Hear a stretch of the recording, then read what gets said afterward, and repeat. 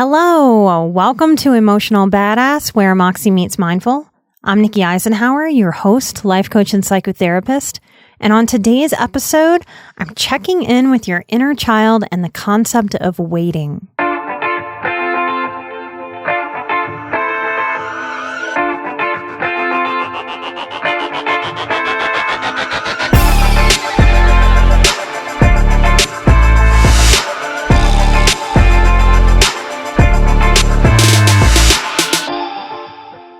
If you've never done inner child work and you're just getting to know me and just starting to listen to the podcast, I encourage you to go back and listen to some of the other episodes that I've done where I talk about inner child or inner adolescent.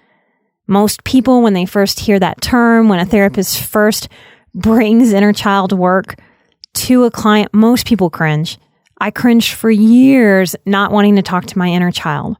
If you cringe, I guarantee you that means inner child work will help you, because inner child work is for people whose actual child was either neglected or abused. So when I turn to my own inner child and acknowledge that she's there, she doesn't have muscles in that until she does.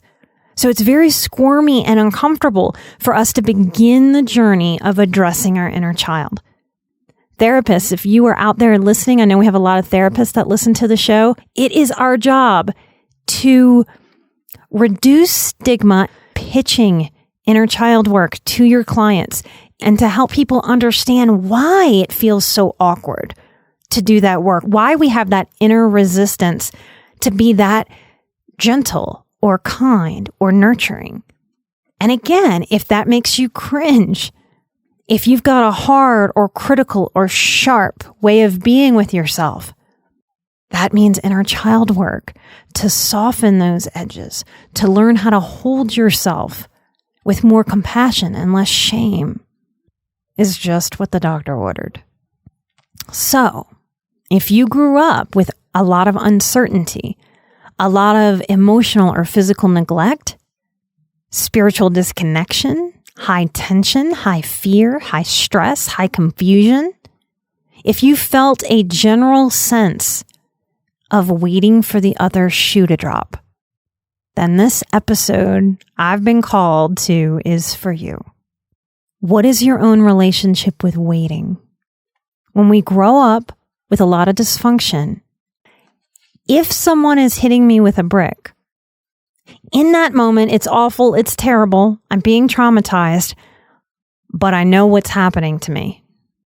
When there's consistent abuse and neglect, a flip-flop happens. Logically, of course, we do not want any more abuse or neglect, but our psychology isn't logical. So the flip-flop that happens is that the waiting between abusive events is excruciating, because then my nervous system is left to be super on guard, hypervigilant. If I'm the daughter of an angry alcoholic, that time before dad comes home, in the stereotypical example I'm giving, is a super tense, anxious time. Now, if I just take a photograph of that might just look like a child playing with a doll, waiting for dad to get home. Mom might be cooking in the kitchen. But internally, that child is stressed, tense, waiting. Fast forward to adulthood, and here we are, most of us in our homes, unable to connect with each other in this great big giant waiting. And in the past few weeks, working with people, what I have been watching is this disconnection of not understanding why the body feels as anxious or as tense as it does. This is why I want to check in with everyone's inner child today. The sneaky, sneaky trigger that's hard to put our finger on in this scenario is that waiting is a trigger for a lot of us. So if this is you and something inside of you is going, ooh, this is what's going on with me. Just getting that bit of information to connect, oh, this is why I'm getting triggered. It's this waiting time. You may feel a softening. You may feel an exhale. You may feel the anxiety dissipate in degrees or entirely. But I don't want you to stop there because there's more freedom that's available to you here. The first step is we've got to figure out that this is what's going on. The second step that a lot of people want to skip over and toss out the window because we're so knowledge-based. Oh, I know what it is. That's enough. But there's more freedom and there's more healing available if we stick with it a little bit longer and if we offer our inner child some dialogue, the art form of communication with ourselves. So as an example, I can say to my own inner child, if I'm triggered waiting, if I'm triggered staring into a giant unknown, I can reach down, grab the hand of the little girl that is me. I can hold her hand. It's my job. I've decided it's my job as an adult to reparent her.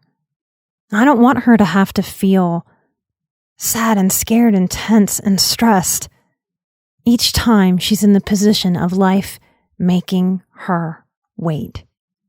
So I want to get into my wise woman adult self, and I want to reach down and grab her hand, and I want to let her know, hey, boo-boo, you got me.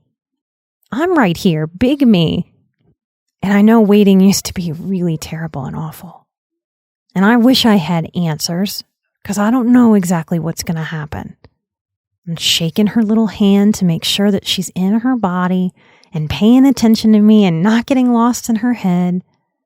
And I'm visualizing that and I'm picturing it and I'm feeling it and I'm doing it with my hand as I talk to you, as if that child is standing or sitting just to my left. And I let her know that big me is really good at figuring things out. And that big grown-up me is going to make sure that she has enough food and that she's taken care of. I want to help her know and show her how to shift. Lots of permission to shift. We can be aware that unknowns are all around us and we can still smile. I'm smiling. We can still be silly. We can still put on music and dance. We can be safe. We can wash our hands. We can be smart. We can play games. We can use the computer to connect with people and see their faces. It's okay to have fun in this time. There's a huge lesson that we get to practice and learn. That waiting can just be waiting. Waiting is just a space of time till we know. This is a huge opportunity to break our fear connection with waiting.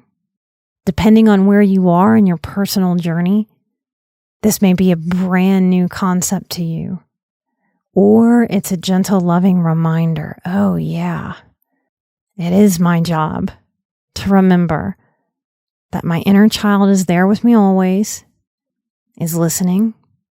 I can't scare her. I can't scare him.